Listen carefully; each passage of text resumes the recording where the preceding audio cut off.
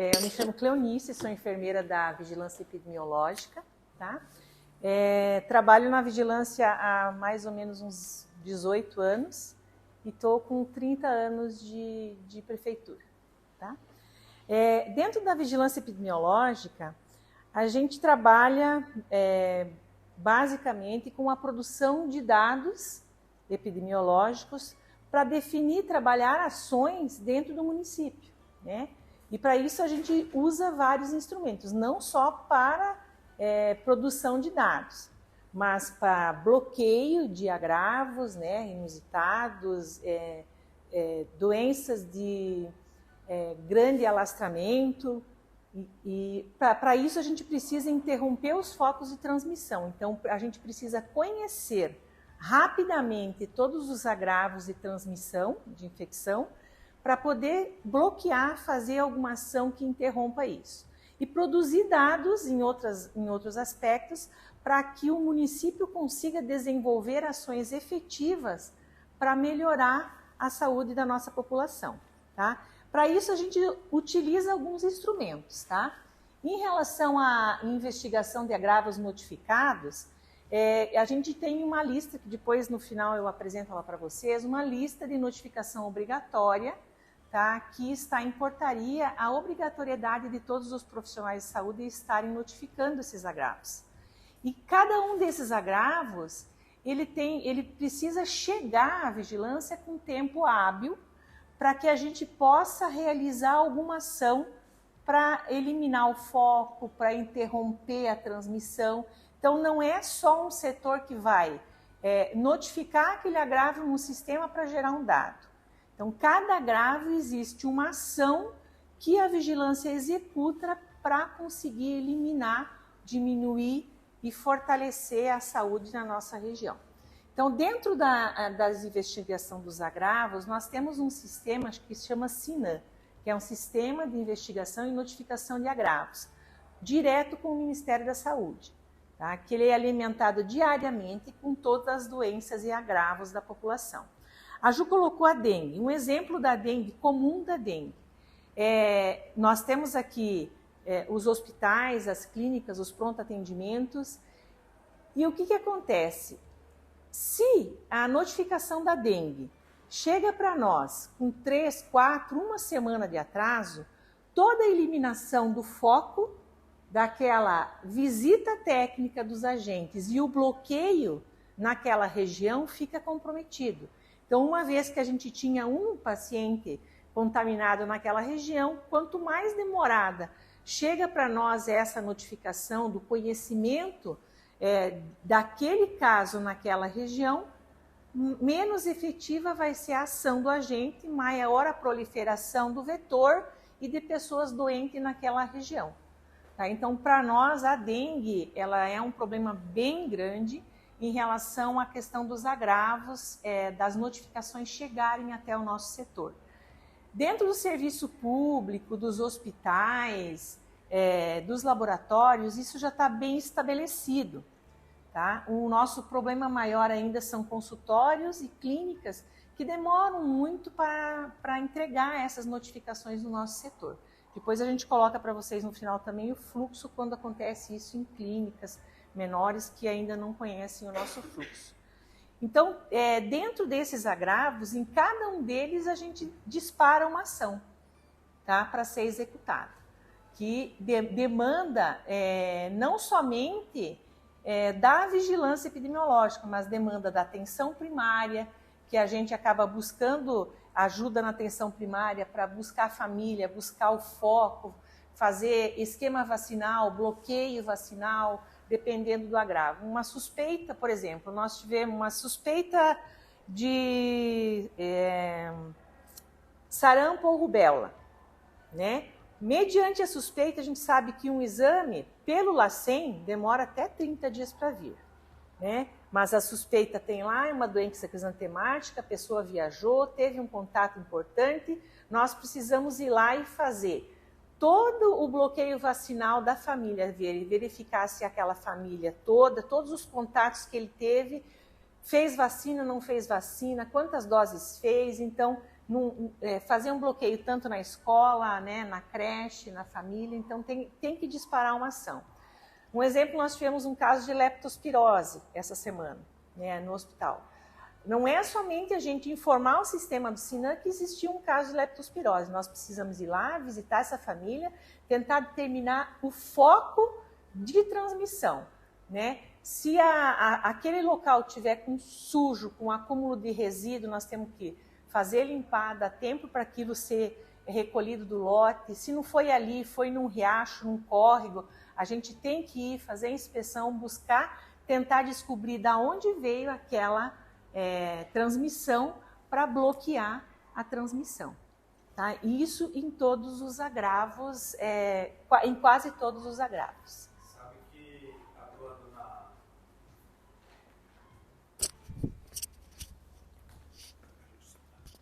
atuando na atenção primária, às vezes a gente notifica muito, né? E Sim. aí, às vezes acontece de, sexta-feira vai para vigilância, né?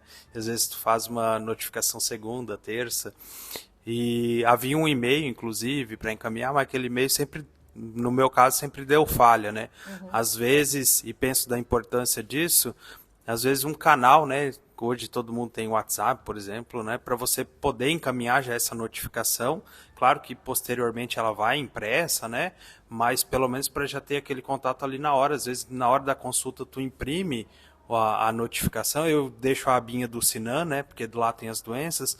Você já pega a notificação atualizada, porque do sistema do SIGS, por exemplo, ele é a notificação desatualizada, né? Sim. Então, às vezes, esse canal para facilitar, porque às vezes a gente sente isso, a gente notifica, Sim. mas aí só vai um dia por semana para vigilância, né? Não, elas estão indo, das unidades básicas, as notificações elas vão diariamente.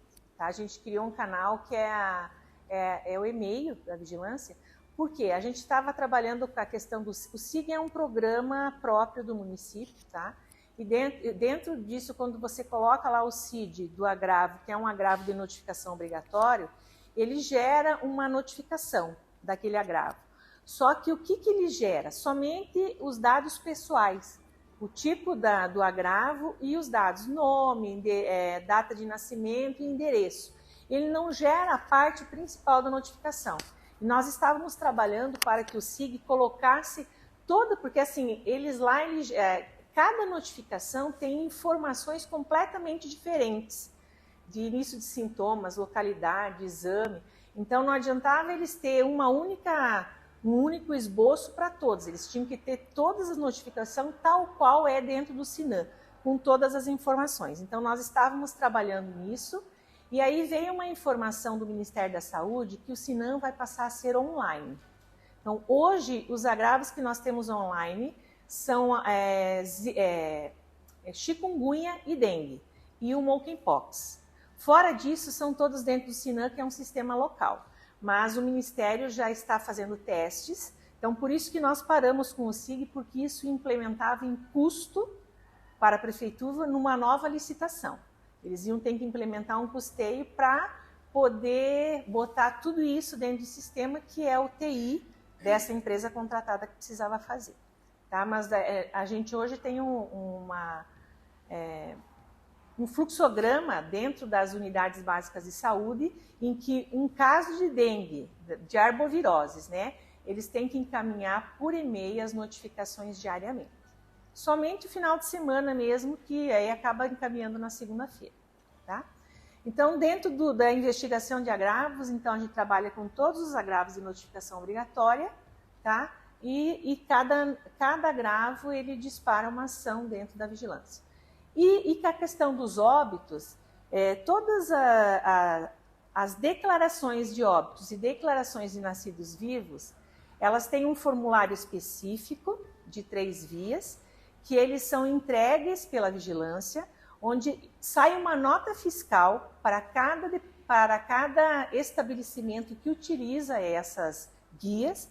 Essas guias elas vêm numeradas e vêm com nota fiscal do Ministério de Saúde para o Estado, do Estado para a regional, da regional para nós e de nós para o estabelecimento que vai usar. Por isso que nenhuma declaração de óbito ou declaração de nascido vivo pode ser dada para qualquer pessoa. Uma vez que ela foi tirada uma nota fiscal para o OESP, por exemplo, para o Hospital Bom Jesus, eles têm que dar conta de todas as numerações daquela nota fiscal. Então, anualmente, a gente cada vez que a gente digita um óbito no sistema de mortalidade, essa numeração ela sai da nota fiscal do estabelecimento. Então, chega no final do ano, nós estamos lá com 30 numerações faltantes. A gente oficializa a entidade que recebeu, eles têm que dar conta daquela numeração. Por isso que ela nunca pode ser jogada fora, rasurada, emprestada, doada, nada. Tá? Em virtude que a gente teve muitos problemas em relação a pegar uma declaração de óbito e forjar um óbito de alguém, tá? Para fins criminosos. Então, uma vez que aquela numeração não for encontrada pelo estabelecimento, tem que fazer um boletim de ocorrência para a gente poder dar baixa naquela numeração daquele estabelecimento. Tá? E dentro das declarações de óbitos, a gente faz a estatística da mortalidade da nossa população. Né? Quem morre, qual a idade, com que agravos a nossa população está morrendo. Tá? Então, morre primeiro as doenças cardiorrespiratórias, né? Diabetes, cardíacos. Em segundo, nós temos as neoplasias, as violências em terceiro, que são as causas externas, e em quarto, as doenças respiratórias. Então, assim, daí que se trabalha as questões de todas as ações dentro das unidades básicas de saúde. Por que a gente tem que trabalhar mais doenças e agravos não transmissíveis? Antigamente, as nossas pessoas morriam de doenças infecto-contagiosas. A questão do saneamento básico, a vacinação e o implemento da atenção primária, isso diminuiu. Né? E hoje as pessoas morrem mais de doenças e agravos não transmissíveis. Então, por isso tem se implementado várias ações dentro de trabalhar a atividade física, né? O melhor desempenho como é que eu vou falar? Da questão do trabalho, né? Da medicação para diabetes, do tratamento, e várias implementações que vocês veem na cidade. Por exemplo, a academia da terceira idade, os elevados que tem na cidade, são tudo coisas que são implementadas dentro de ações de doenças e agravos não transmissíveis para diminuir esses óbitos.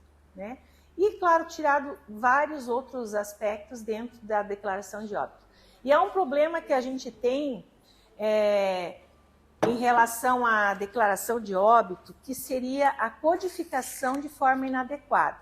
Então, dentro do nosso departamento, nós temos profissionais que realizam a investigação dos óbitos, porque eles ainda vêm codificados de forma inadequada, que quando a gente põe no sistema, quer saber assim, muitas vezes são colocados lá várias causas de óbito e nós precisamos determinar, dentro daquelas causas, o que levou aquela pessoa a morrer. Né? Então, assim, a gente recebe N declarações de óbito hoje com parada cardiorrespiratória. Né? Esse da leptospirose que veio para nós, o óbito, ele estava lá, febre a esclarecer. Não, febre não especificada.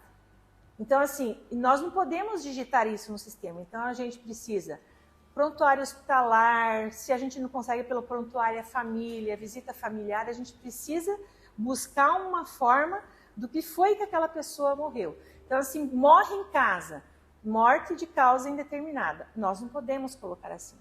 Dentro do nosso departamento, dentro das investigações de óbito, nós somos avaliados. Nós precisamos ter 95% de óbitos com causa básica definida. Se nós tivermos menos do que isso, o município perde dinheiro. É dinheiro que a gente não recebe para diversas ações. Isso aí seria o SVO, né? Isso. Porque o que acontece, né? Isso seria um papel do SVO, que é fundamental e toda cidade deveria ter, né? Para a gente realmente saber do que nós morremos, sim, né? Porque alguém foi encontrado caído em casa, infartou, Não é assim, não é simples assim. Nós vamos por estimativas. As doenças cardiovasculares são as que mais matam, mas não se sabe. Aí é difícil também para vocês, mas às vezes para o colega, eu falo porque eu já... Quantas vezes em plantão de emergência chega o veículo da funerária com um óbito? Tu não é o médico assistente. Então é morte de causa indeterminada, tu não tem como definir. Então não é nem que o médico não queira colocar, é que ele não tem informações. Esse caso, às vezes, leptospirose, eu já tive paciente internado que eu solicitei exame, o SUS não liberou o exame de leptospirose. Então fica uma coisa empírica. A gente não tem o diagnóstico definitivo, então a importância do SVO, que é muito, muito difícil, porque eu também já fui regulador e às vezes tinha óbito em regulador de SAMU e óbito em residência e aí fica aquela loucura. Quando o SVO funciona, ele ajuda toda essa rede aí. É uma briga constante e uma solicitação constante de todos os serviços, né? Que o SVO realmente funcione. Tá? Inclusive no momento está parado. Por isso que a gente tem 5%, doutor. Mas hoje eu posso dizer para ti que nós investigamos mais de 60% das declarações de óbitos por causa da colocação mesmo, da escrita, do que foi codificado naquele momento. Inclusive, nós vamos ter um treinamento agora que vai vir um médico de Londrina, que trabalha como codificador, para trabalhar com profissionais médicos. Tu lembra a data, Ju? 26 de abril. 26 de abril ele vai fazer em 3 momentos diferentes, vai fazer palestra de manhã, de tarde e à noite, com o mesmo assunto para tentar oportunizar para o máximo de profissionais médicos possíveis essa questão da codificação. Porque é um auxílio que o município está precisando em relação a isso. Porque hoje quem codifica são profissionais de nível técnico, né, enfermeiros e técnicos de enfermagem. Mas com o apoio da CESA, eles não são só codificados aqui e mudados, não. Então é anexado o prontuário, é encaminhado para o médico do CESA, que avalia se aquela codificação está correta ou não, para posteriormente nós alterarmos a codificação somente para finalidade estatística. Ok? Nascidos vivos, que é a DNV também, ela é fornecida como as DO, com nota fiscal, do mesmo trâmite, onde a gente levanta também todos os dados de natalidade, né? Idade das mães, quantas crianças nascem, qual o peso, né? Qual a idade gestacional, quantas crianças estão nascendo prematuras. Então, em cima disso, da DNV, a gente consegue levantar uma série de informações que também determinam muitas ações que são feitas dentro da atenção primária. Além da investigação de óbito no geral, a gente tem um comitê de mortalidade materna e infantil, tá? Que avaliam todos os óbitos infantis e maternos. Então, a gente tem o comitê municipal, estadual e existe o federal, onde eles avaliam se aquele óbito ele teve uma causa determinante que desencadeia alguma ação. Ele não tem fins punitivos, ele tem fins estatísticos para definir ações para que aquilo não aconteça novamente. Tá? Então, são profissionais médicos, enfermeiros e técnicos que discutem aquele caso, determinam se ele era um óbito evitável ou não e desencadeiam uma ação para o município executar. Tá? Dentro da vigilância também, a gente tem unidades sentinelas. Nós somos unidade sentinela aqui em Toledo para síndrome gripal. Como que funciona isso? Dentro do hemisfério sul, tá? Eles têm diversas unidades sentinelas em municípios sedes, onde a gente coleta 5 amostras por semana de casos de síndrome gripal. Essas amostras são encaminhadas para o LACEN, tá? E todas essas sentinelas no Hemisfério Sul encaminham essas amostras, onde eles determinam quais os vírus de síndrome gripal de maior circulação no Hemisfério Sul e de maior potencialidade, para definir quais são os vírus que vão ser contemplados na vacina do ano seguinte. Além disso, eles ficam monitorando todos os vírus de circulação, é aí que eles conseguem pegar, tem um vírus diferente circulando. Nós aqui em Toledo, no ano passado, tivemos 2 ações bastante grandes, onde nós tivemos 2 casos de vírus inusitados. Tá? Um deles era H1N1 ancestral, que era o vírus exatamente igual ao vírus da pandemia de 2009. Então veio gente do Ministério da Saúde aqui, nós bloqueamos aquele caso inteiro, ficaram 1 semana aqui, viraram do avesso, porque eles precisavam saber aonde estava aquele vírus ancestral. E era numa indústria, né, de abate de suínos. Mas foi durante a pandemia que se verificou isso, onde muitos bloqueios não estavam, os suínos não estavam saindo, e esse abate acabou absorvendo suíno de muitos lugares e a gente não conseguiu saber de onde ele veio. Porque estava vindo suíno, aquele frigorífico especificamente, estava recebendo suínos de lugares que eles nunca tinham recebido, porque o suíno para bater ele tem que ter um peso específico, tem um monte de coisa que eles têm que seguir, então... E é importante que, assim, até quando a gente foi, que o pessoal veio, né, do Ministério, a gente acaba vendo assim, quanto o controle do suíno, ele é milhões de vezes melhor do que o controle humano.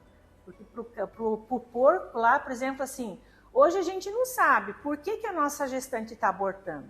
Abortou. Né? Mas você não investiga lá a fundo. Agora, uma porca, se ela aborta, elas viram do avesso, porque a questão financeira, né? Quer dizer, eles não podem deixar que aquela porca pare de produzir. Então, eles viram do avesso saber por quê. Né? Os porcos obedecem, né? Eles não se revoltam. Eu falo para o paciente emagrecer, fazer exercício. Então, dá, corre. Então, assim, e daí a gente teve mais um caso era H1N1 também, de uma cepa completamente diferente, mas o caso não era grave. Então, assim, não fez contaminação de outros familiares, a paciente não teve internamento prolongado, não fez nenhuma gravidade, e eles ainda estão monitorando. Então, a gente, através desse sentinela, a gente faz esse trabalho, e não só nós. Então, são diversos municípios sedes no Paraná, no Brasil e no Hemisfério Sul todo. Onde que é? Tá? Qual que é a unidade? É o Mini Hospital. Foi eleito o Mini porque ele não atende só criança, nem só adulto, e ele atende pessoas da região toda. Tá? Além da sentinela da dengue, a gente tem, da síndrome gripal, a gente também é a sentinela para dengue.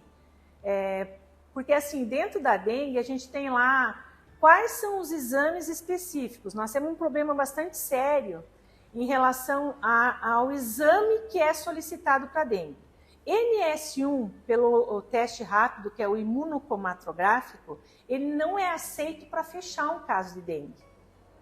Tá? E isso é o nosso maior problema, porque o imunocromatográfico ele tem muita prova cruzada com outros agravos. Então, a gente precisa buscar esse paciente, né, mesmo que ele foi atendido num consultório particular, para que ele faça o exame, que seria o teste ELISA, tá?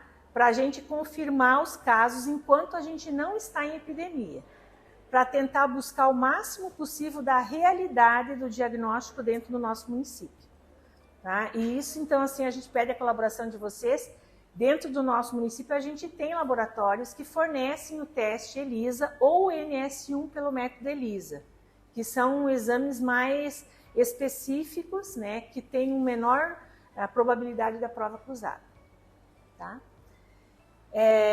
Nós temos lá na vigilância uma pasta azul, que é o nosso terror, que são casos suspeitos notificados de dengue e que não coletam. Porque o ideal para o paciente fazer o teste sorológico seria a partir do 10º dia, né? Depois do sexto dia, de preferência no 10º dia de início de sintomas, para a realidade do teste sorológico. E aí esses pacientes eles melhoram, e eles não fazem a coleta. Mas a ação da dengue, ir lá fazer o bloqueio na região, é feito no momento que a notificação chega para a vigilância. Tá? Não deixa de ser feito o trabalho de bloqueio. Até porque, há um tempo atrás, na época da pandemia, estava sendo mandado só os exames para Curitiba, para o LACEN, né? Agora voltou a ser feito aqui em Toledo, né? Mas, Da dengue? o da dengue. Tinha uma época que estava parado aqui, que Não. estava indo só para o LACEN. Da dengue é assim, não é só a dengue, são as arboviroses todas. Então, assim, no momento, a legislação, ela é a nota técnica, né, da CESA, é que a partir do momento que o município tem, a partir de 4 semanas consecutivas, com aumento significativo de casos, eles param de fazer exame para nós. E aí a gente fecha o caso como clínico epidemiológico. Tá na região onde está tendo caso, né? Tem mais casos ali naquela região, então a gente fecha ele como clínico epidemiológico. Então é porque o LACEN acaba parando de fazer, por quê? No momento que a gente entra em pré-epidemia aqui, o outro entra, eles têm uma sobrecarga de trabalho e param de executar. E aí, no ano passado, a gente conseguiu fazer uma parceria com um laboratório que fornecia o teste sorológico pelo método ELISA, que é o que provavelmente a gente vai fazer esse ano, se nós entrarmos em epidemia. Sim, porque Toledo, o município do Porto de Toledo, fica dependendo do exame ir até o LACEN, além de sobrecarregar o LACEN, e o tempo que fica, né, para a gente receber o definitivo se é ou não e tal. Ok, a gente faz o bloqueio lá, que vocês falaram assim, no momento da notificação, né, é feito as ações de bloqueio e tudo mais, mas aqueles números muitas vezes são desatualizados. Às vezes, o ano passado até tinha questionado, porque vem de um mês depois do que foi colhido e foi até o LACEN. A epidemia demora mais do que normal. Que aquilo lá da semana tal, foi tantos casos de dengue. Sim, mas demorou quanto tempo para vir o resultado do LACEN? Aí parece que do tempo para cá está sendo feito aqui mesmo, né? Ainda nesse momento que nós estamos agora, o LACEN ainda está fazendo. A partir do momento que o LACEN corta, é que a gente dispara para as unidades qual o laboratório que vai ser realizado o exame. Entendi. Tá? Então, assim, a nota técnica foi atualizada semana passada, que a gente recebeu, que agora eles têm um canal, um diagrama, que a partir do momento que a gente passa a nossa linha média dos casos anteriores, dos anos anteriores, a gente já entra em 4 semanas consecutivas com aumento de casos. Né? E aí eles começam a cortar os exames lá, porque sobrecarrega. Sim. Aí é feito aqui por nós. Não dá para fazer sempre por nós aqui? É questão de custo, né, doutor? Sim, aumenta o custo do município. Mas é um município. exame tão caro assim para o município absorver, para não depender desse tempo dos outros que vão até o LACEN. Você será? Pode responder isso, João? Porque eu acho o município do Porto de Toledo, poxa, a gente pede hemograma lá no posto de saúde, pedimos um monte de exame lá, colhido no dia seguinte tem resultado. Dengue é mais de um mês, para você saber lá do LACEN. Eu não vejo, assim, será que o custo vale tão a pena, assim, pela eficiência do município do Porto de Toledo, poder fazer esse exame aqui, o ELISA aqui já, É que assim, quando a gente não está em epidemia, a nota técnica, ela nos obriga, enquanto município, se nós não estivermos em epidemia, encaminhar 100% das amostras em casos suspeitos. Então, mesmo que fizer, nós vamos ter que encaminhar. Até nós... Aí vai pagar 2 vezes. E a partir do momento que a gente já entra em pré-epidemia, com aumento de número de casos, a gente tem essa questão de poder estar fazendo pelo município. A gente até pode fechar sem, né? Mas em se tratando de vigilância epidemiológica, a gente não concorda. A gente acha que a gente precisa saber se realmente, até porque essa demanda veio para nós na época da pandemia, onde os sinais clínicos eram iguais. Você não sabia se era Covid, você não sabia se era dengue, a grande epidemia de dengue que a gente teve aqui foi imediatamente antes da Covid. Isso. Foi no começo de 2020.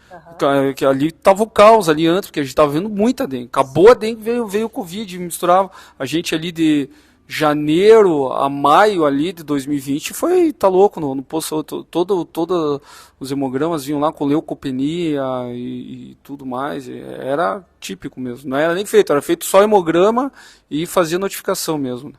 E aí a gente até pede também a colaboração de todos os profissionais médicos em relação ao controle da dengue.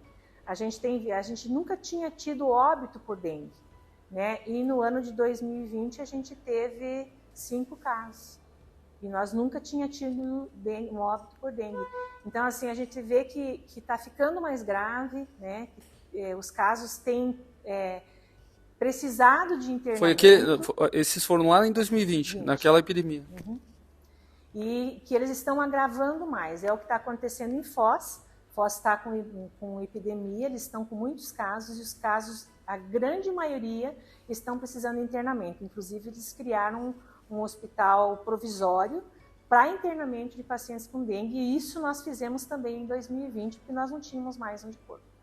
Então, quando a gente não faz um trabalho efetivo de bloqueio, as notificações não chegam a tempo, todo mundo sofre. Nós sofremos, vocês sofrem, porque a demanda aumenta absurdamente.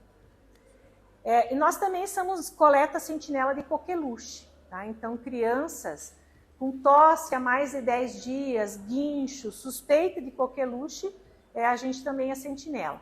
Para outros municípios é fechado com diagnóstico clínico e por exames laboratoriais locais. Nós tivemos esse ano já 2 notificações com os resultados negativos. Estamos com um que foi coletado ontem, mas não justificava muito a coleta, porque a criança tinha 26 dias e 3 dias de tosse. Então, mas a gente coletou igual, só que a gente acaba tendo que burlar um pouquinho o sistema, porque ele tem que ter a mais de 10 dias de tosse, todo aquele processo da fase catarral, que essa criança não tinha passado ainda por essas fases. Tá? Dentro da vigilância, a gente tem vários sistemas para alimentar, tá? Que é o sistema do SRAG, que é todas as pessoas com síndrome respiratória aguda grave, SIM, sistema de mortalidade, SINASC, sistema de nascidos vivos, SINAM, sistema de agravos. A gente trabalha com a distribuição dos testes rápidos, tá? Teste rápido para Covid, teste rápido para sífilis, hepatite B, hepatite C. Então, é tudo distribuído, controlado pela vigilância epidemiológica, e a gente tem sistemas para alimentar. Tá? E dentro da vigilância também a gente trabalha com toda a questão da coordenação municipal do programa de imunização, onde a gente tem o recebimento, a distribuição e o controle da aplicação de todos os imunobiológicos dentro do município. Que também existem só na questão dos imunobiológicos, são mais de 6 sistemas que nós temos que alimentar e controlar. Tá? Então, que é a entrada das vacinas, a saída, a distribuição, o controle, a questão das vistorias de salas de vacina, o monitoramento das temperaturas, tá? E dentro das vacinas, todos os eventos adversos, que hoje são chamados de ESAVs. Vai mudar a questão do evento adverso para ESAV, que são eventos supostamente atribuídos à vacinação, que também tem um sistema para alimentar. Tá?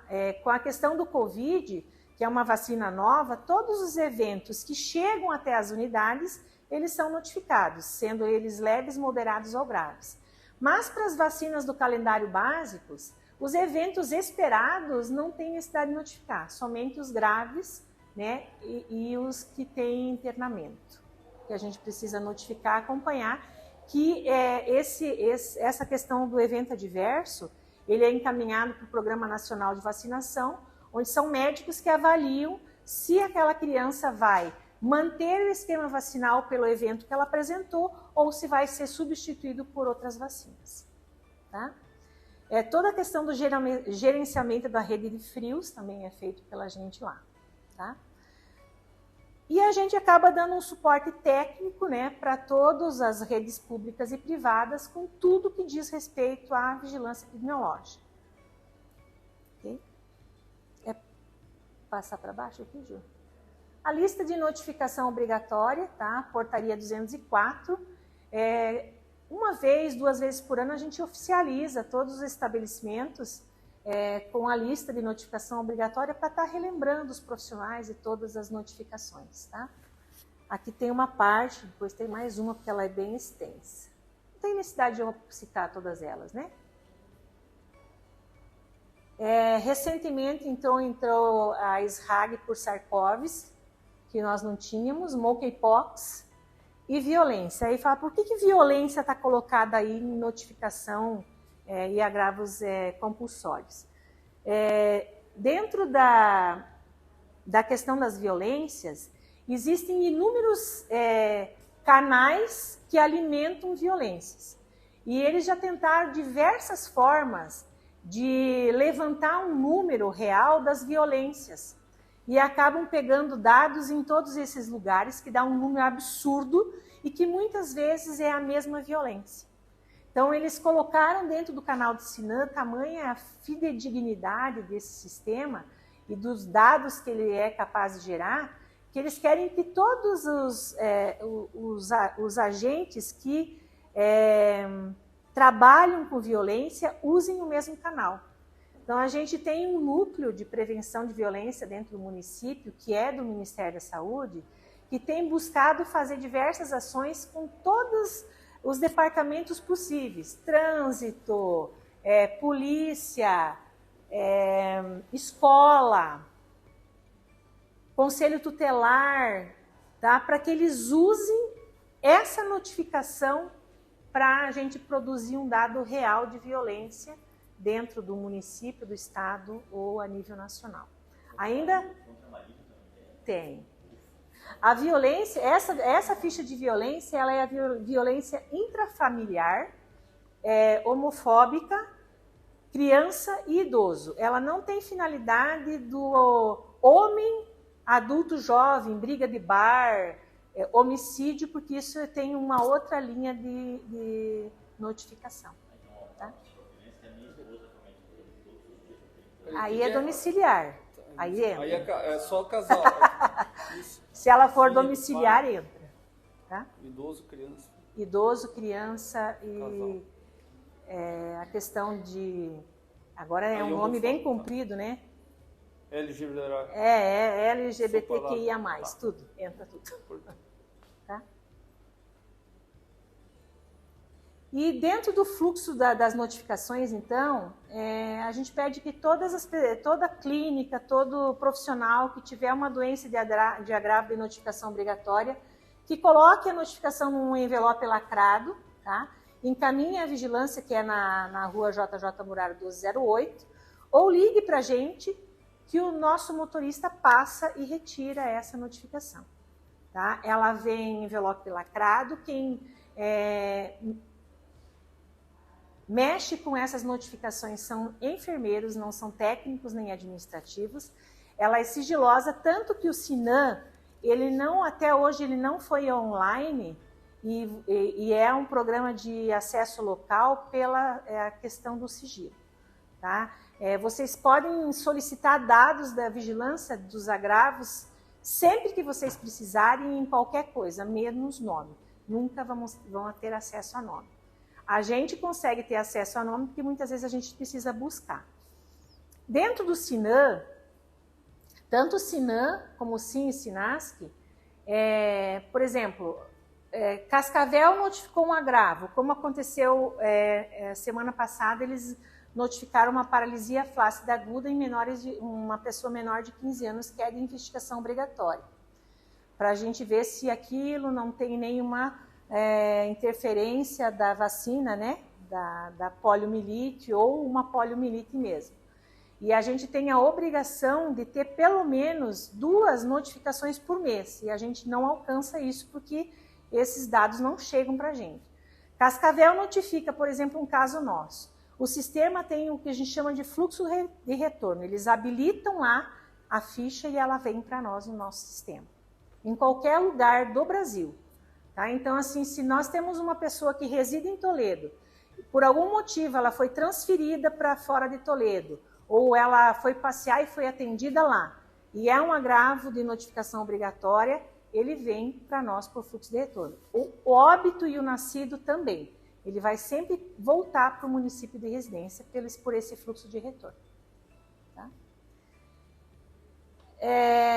Ou então vocês digitalizem a ficha e mandam para o e-mail da Vigilância Epidemiológica, que é esse e-mail aqui, que a gente acessa diariamente e imprime todas as notificações para digitar no sistema.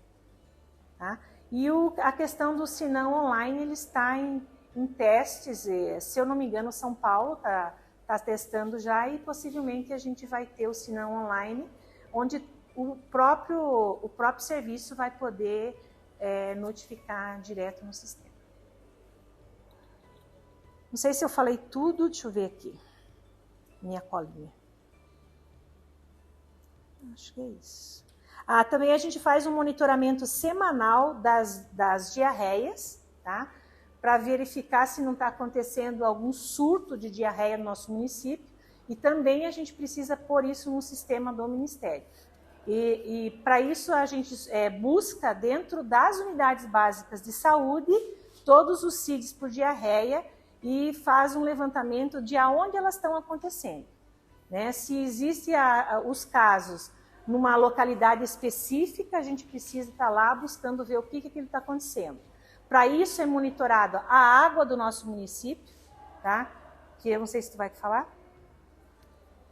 Dentro do município existe coleta semanal de água em vários pontos da nossa cidade para ver se não tem alguma coisa com a água.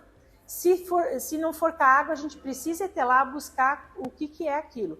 Buscar fazer coleta de exames de coprocultura para ver se existe algum vírus, alguma bactéria que esteja interferindo, para tentar realizar um bloqueio o mais rápido possível. Não sei se vocês viram que Cascavel teve, e daí estava associado a uma fonte de água que eles tinham lá, que as pessoas iam lá, enchiam os galões, né? A gente teve recentemente um caso de surto de diarreia num clube aqui, onde as pessoas também vão lá buscar água, e era o poço que estava com contaminação. Então, assim, mediante o número de casos que teve, foi lá, foi verificado aquele poço, foi interditado. Hoje eles usam aquele poço só para molhar a planta, não pode mais pegar água daquele lá.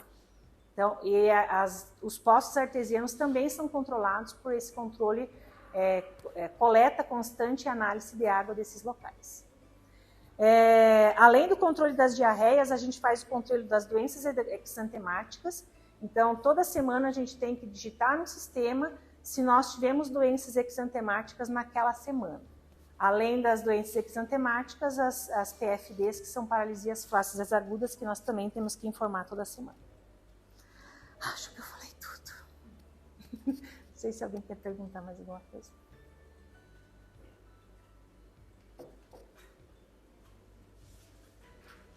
Mas das doenças exantemáticas é pelo CID que vocês procuram ou pelas notificações? Pelas notificações e pelo CID também.